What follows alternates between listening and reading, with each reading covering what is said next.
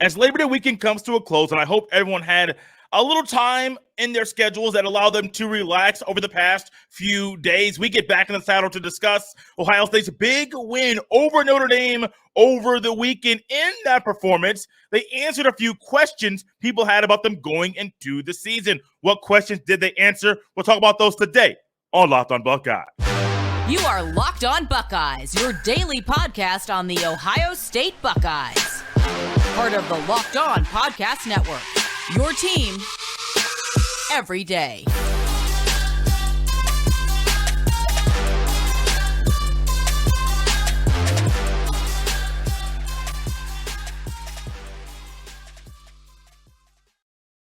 What is up, Buckeye fans? Welcome back to another episode of Locked on Buckeyes for the Locked on Podcast Network. I'm your host, Jay Stevens, also the host of the Jay Stevens Podcast. It is Tuesday, September 6th in the year 2022, and I want to thank you for making Locked on Buckeyes your first listen or first watch of every single day. On today's episode, we will discuss some things we learned about Ohio State in their week one win over the Notre Dame Fighting Irish. Today's show is really dedicated to things we learned from that matchup.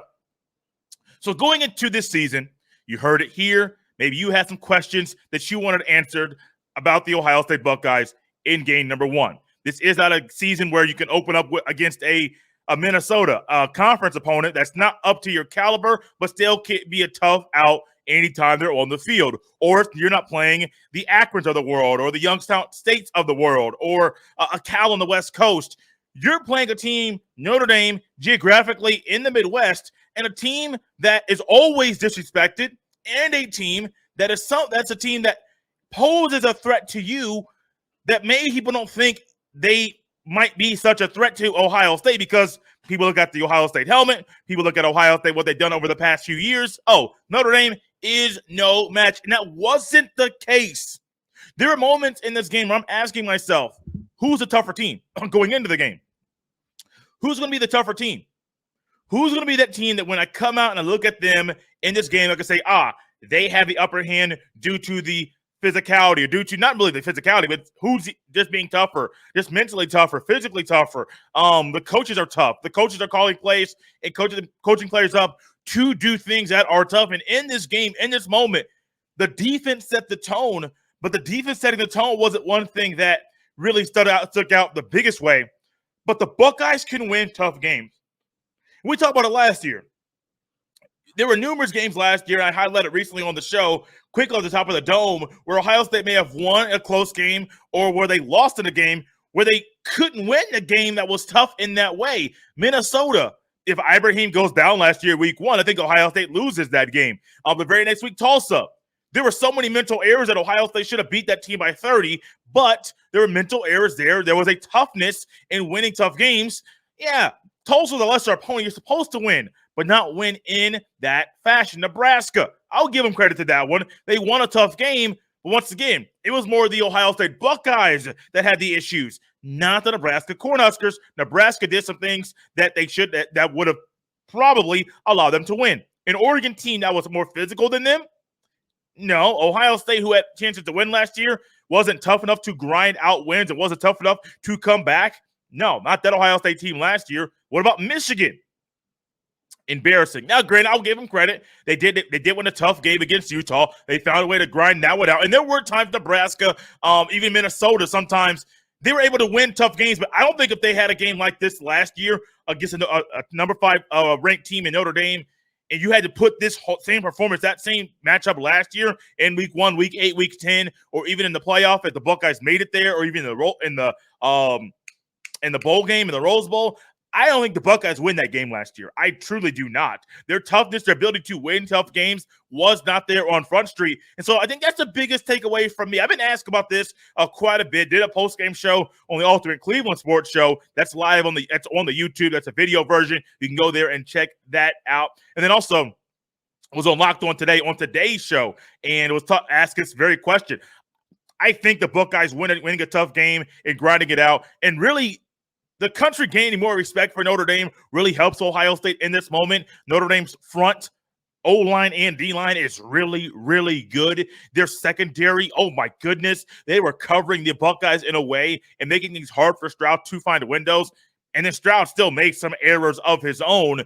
But this game, man, you find a way to win a tough game in week number 1, a game that most people thought would be a blowout, which I was not one of those people. Still kind of baffling to me that there are people out there that cover the sport either locally at Ohio State or even nationally in the college football landscape and said, oh, this is going to be a blowout. The offense is too good. There are too many details in this to me that we discussed last week that show that this game was probably going to be close. It should have been close, and it was close at the end of the day.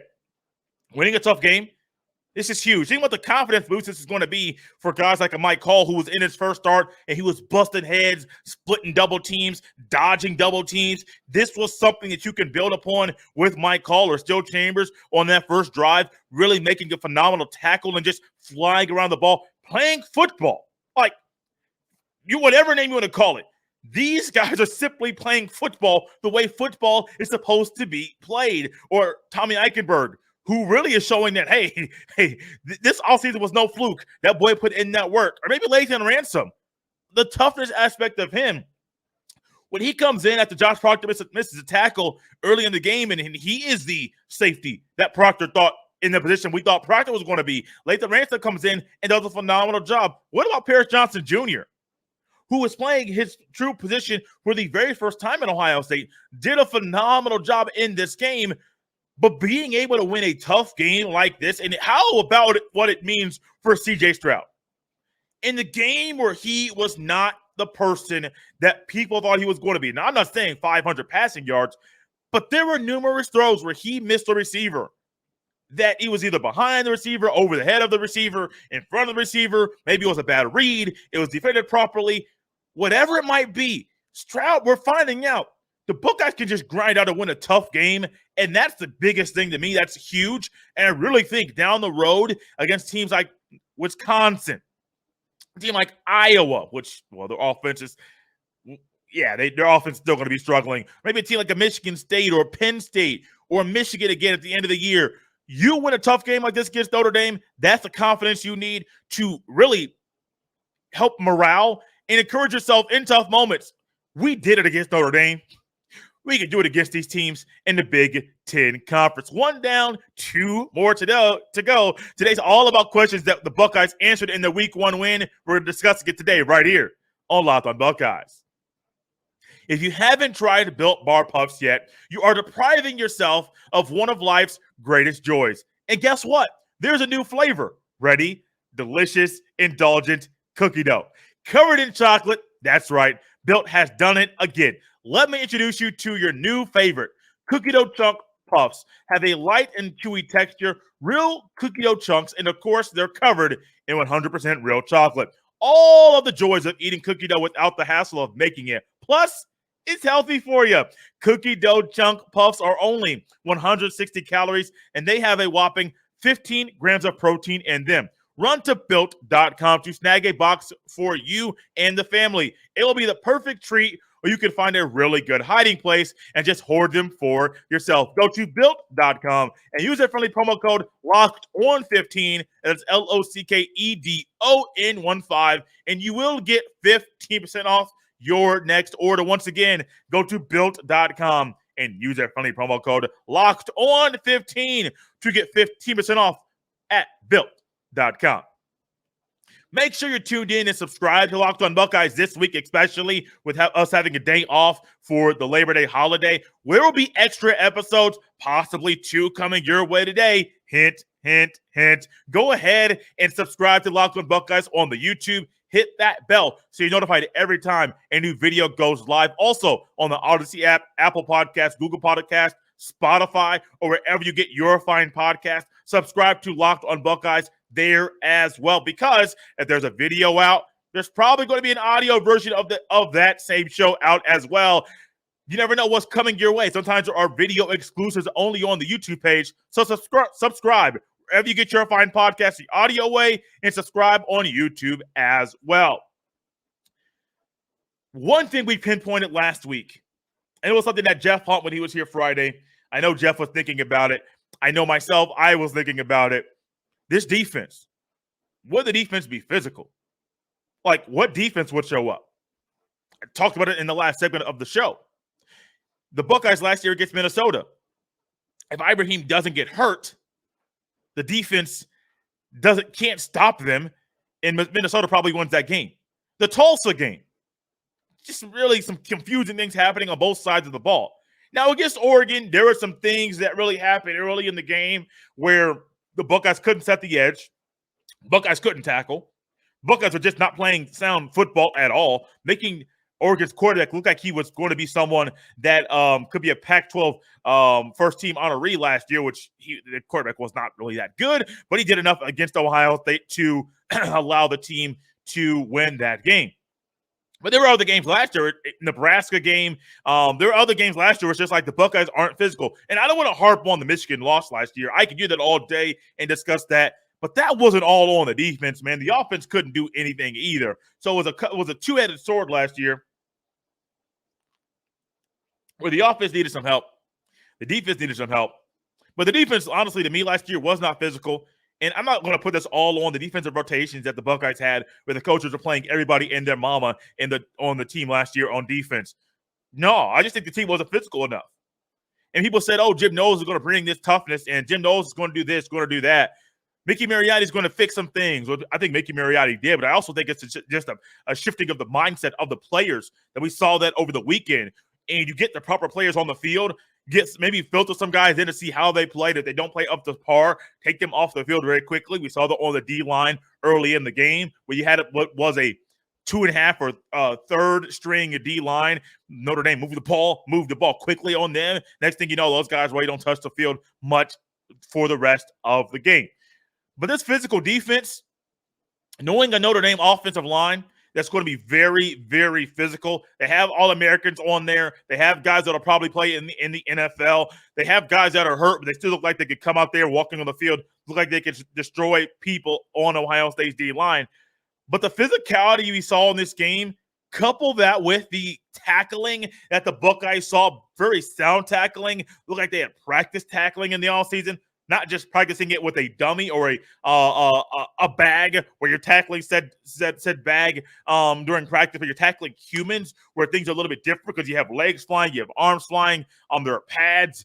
There are things that pads get a little wet. They get a little slippery, and maybe you might slide off of those things. No, the physicality we saw from this team in this game is once again something that was a question going into the season. I think the Buckeyes check that off in this way. Now, I'm not just saying this because this is week one. I know it was a long way to go. And I understand that could have just been for the Notre Dame game. Players got up for it. Coaches got up for it. But the next thing you know, all of a sudden, that was just a one-game thing and not something that's going to be there for the foreseeable future. I'm not going to go that far and say, oh, it could be a one-game thing or it's going to be down the road. But I do think, though, in this game, in this performance, when you're playing a team like Notre Dame, you can really look in here and say, this is just the tip of the iceberg. This is just the beginning. This is just a way that we're going to see, oh, they did this now. The defense is physical now.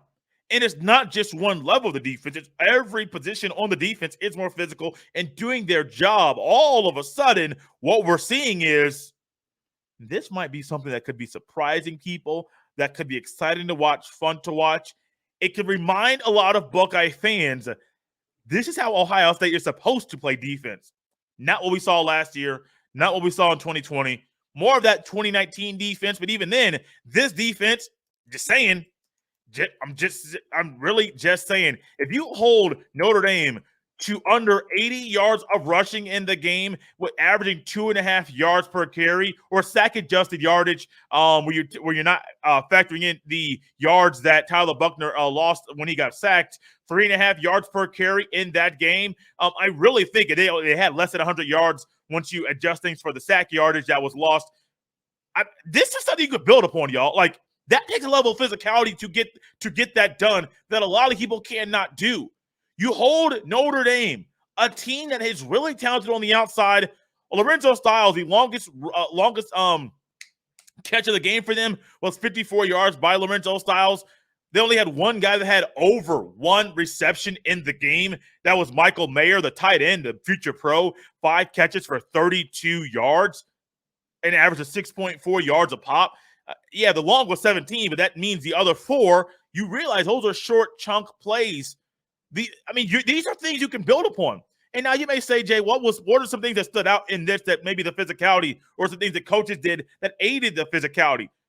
Tuimoloau, Sawyer, and Harrison were the guys that at the end were on the field most of the game. I think Tuimoloau had the most snaps. Then it went to Jack Sawyer, and then it went to Zach Harrison. I think those 3 guys need to be on the field quite a bit. Harrison did end up starting, and honestly, I think him starting and him playing this role, he's going to come off the field a little bit sometimes for Jack Sawyer, who can be a little bit more versatile than Harrison. That's one key that can help with the physicality in this defense. Only 3 linebackers. Eichenberg, and then you had Chambers and Simon splitting reps, splitting plays at that will position. Once again, these are things that are going to help with the physicality because we saw still Chambers fly around, but he also brought the punch and the oomph when he was doing that thing on the field. And then in the secondary, you're only playing Denzel Burke and Cam Brown. Those are the only 2 corners you played the entire game. There was a time when there were 3 LBs on the field at one time. That was also a time when Notre Dame ended up scoring in the red zone. But some of the coaching things and just the personnel groupings that are on the field at the same time, that's going to help you be more physical. Because, one, you can do your job, and your job is to what? Go right at the 3 technique, read your shade, read your gap, and then quickly see and decipher where the player's going. And then at the same time, allow your instincts to help you to know where to go to get the ball, what the proper angles, things of that nature. The physicality we saw for this defense over the weekend, it was aided by the coaching decisions that the coaches made over the weekend, but also I think the mentality of the players is huge. Yes, it's week 1, but this is the question I had going into this game, going into the season. How physical will this defense be? Can they be more physical? I think they answered that in a big way in their win over Notre Dame on Saturday night. 2 down, 1 to go. There's one more question that we have on today's show that the Buckeyes answered in this game. I think they answered it in a big way. What is it? We'll discuss it next right here on Locked on Buckeyes. Billiards Plus has the best selection of pool tables, game tables, shuffleboard tables, and more, and the best service in Central Ohio. Billiards Plus also can set you up with a brand new top-of-the-line grill that will last for generations. We all know how hard it is with the supply chain issues this year and getting certain things shipped on time. So when it comes to ordering that one big gift for Christmas, check out Billiards Plus and get there early this year. Pick something out and get it shipped in time for Christmas. It is a gift the whole family will enjoy year-round. Billiards Plus carries the best pool tables from Brunswick, Alhassan, Canada Billiards, and more. Plus, top-of-the-line grills from PK, Napoleon, Memphis, and Le Griddle. That will be the last grill you own. Seriously, these grills stand the test of time. No matter the season, Billiards Plus has you covered for all your indoor and outdoor entertainment needs. Check them out at their showroom. Visit their showroom on Dublin Center Drive in Dublin. Check them out at billiards-plus.com. Once again, check them out at billiards-plus.com. Billiards Plus, family owned and operated for generations. Your Ohio State Buckeyes showed us some things in this win, not just how they can win a game, the type of game they can win. They showed us some things on defense that were aided by the players' mentality, Mickey Mariotti doing his thing, Jim Knowles and the other defensive coordinators, defensive coaches. But also, it was something that we saw third quarter, fourth quarter, where last year I do not believe the Buckeyes could have won a game and relied on their running game to win a game. Not a game like that. Not a game like that last year. No. I truly don't think they could have relied on. Now, I'm not saying Henderson and Maya Williams were talented last year, but I think we saw a level of physicality, and it wasn't always because of the backs and their talent. I think the O-line was a big reason why last year, if this game was played last year, the Buckeyes running game, do you think the Buckeyes could have grinded out a win like that with their running game? And I don't care if it's Travion Henderson, who was not on the game, not in the game. There's the crucial moments when Mayan Williams was just getting loose and running over boys, or if it was Mayan Williams. I don't know if the offensive line last year was constructed in a way to win a game like that last year. I don't. I mean, when you have Ohio State scoring 48 points in the Rose Bowl, was it 42 points against Minnesota? They've had some closer games throughout the year. And a game against Michigan, when you thought they needed to score more points, the passing attack couldn't do it. Yeah, there were some closer games, but this passing attack everybody thought was going to be lethal and high-powering and high-flying. It wasn't there over the weekend. I got to give credit.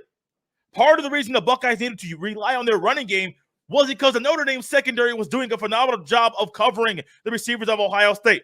Egbuka had 9 receptions, but outside of Egbuka's 9 receptions, and Jigba only had 2. He had 2 catches for 3 yards. Played, I think, in 10, maybe 15 plays before being pulled. It's possible that he may miss quite a bit of time. It's not a long-term injury, but he may miss a game or 2 coming up over the foreseeable future. You had Marvin Harrison Jr., who did some things, 5 catches for 56 yards, but you didn't get the receiving yards, catches, touchdowns that people thought the Buckeyes might get in week 1 or throughout this year, even in top matchups. Egbuka's 9, Harrison Jr.'s 5. Those were huge. But with that being said, that's 14 receptions. The team only scored 2 touchdowns. Harrison Jr. and Egbuka, 2 receiving touchdowns. Harrison Jr. and Egbuka only had 1 combined between both of them. And so if that's only 1 touchdown between those 2 guys, how are the Buckeyes moving the ball? In the moment when they needed to move the ball and they realized passing the ball was not the move, and that the Buckeyes O-line has worn down the defensive front of Notre Dame, the Buckeyes simply kept running the ball. Pound the rock, run the ball, pound the rock, run the ball, pound the rock, all the way down the field. I believe it was a 14-play drive that lasted over 7 minutes, where the Buckeyes gave their defense some rest and some time off of the field to catch their wind, to relax a little bit. But also the Buckeyes said, hey, we're not going to let Notre Dame's offense come back on the field to do anything to keep this game close. So what do the Buckeyes do? Run the ball, run the ball, run the ball, run the ball, run the ball. And in this moment, during the game, first half, I was actually watching the game with my girlfriend, with some friends in Ohio, and many people there were asking. She hasn't really followed or watched college football, and so her knowledge of the football and Ohio State's really limited. Knowledge of the football is limited as well. But she was asking me in the moment, why aren't they running the ball more? Like, these are things that were happening in the first half, even sometimes in the beginning of the second half. Why aren't they running the ball more? It's working. It doesn't make sense why they're not going for it. And I had to sit there in that moment and say, I don't know. I have no idea.